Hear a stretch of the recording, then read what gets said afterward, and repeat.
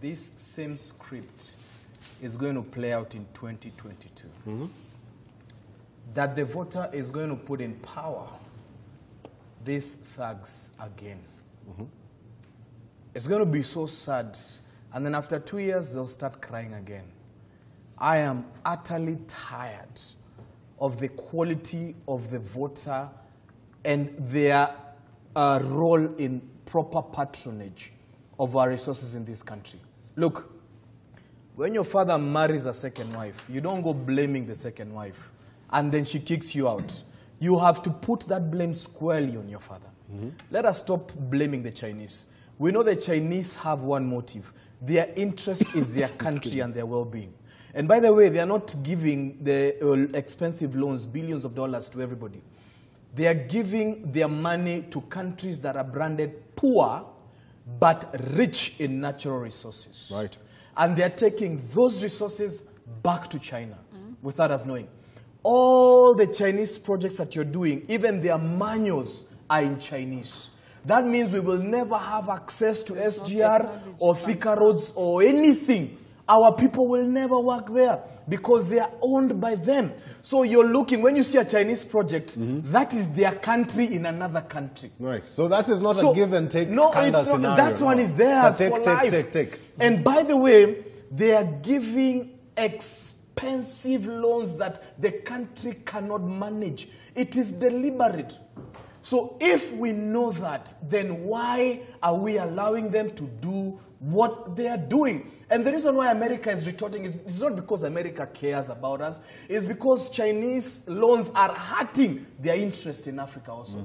Because they've been here for a very long time. But we can't point something and say that's American, that's British and all that. You understand? They put us, they came by force and conquered Africa. But Chinese now is coming with expensive loans. And our fathers are sleeping with this harlot. And I'm saying that on TV. We must be very... You know, it's a sponyo. And we are saying that. Let me tell you what. We are the ones who are letting... By the way, you know, and I'm tired of these politicians who are tweeting. Don't tweet. Do something. We employed you to, you know, to deal with these things legislatively. The other day, Kenyans were complaining with this SGR. They're not being paid well. There's sexual abuse. The watchmen now, Chinese, everything of the sort. Tell me what has happened to date. Nothing. I can assure you. Why? Because the Chinaman is a current landlord of this country. We are back borrowing expensive loans to them. That we know will never, ever pay. The Jubilee government, their turn is expiring in 2022. That banner is going to be left to who? We've sold our country. If we don't get our country back, then there's going to be a problem. And let me tell you what, the greatest issue with this country are several things. Number one, lack of ambitious and visionary leadership. And number two, are heavily, generally ignorant populists who don't know their role in public participation and are not properly educated when it comes to their civic role in building this government. Everybody wants to eat. It's a kleptomaniac state. Even that guy who is complaining about fuel here, I mean, the middle class is disgusting. I'm sorry to say that. Because when there's an opportunity to question the president on the patronage of the resources in this country, we are showing him a full tank of a Subaru. We must be a shameless society. We must put the president in the dock and say, look, we gave you governance. We gave you billions. Show us what you've done with them. How are we going to build the resources? How are we going to build this country? How are we going to be stable after going through 2 elections and stuff of the sort? Look at 2022. The picture is bleak.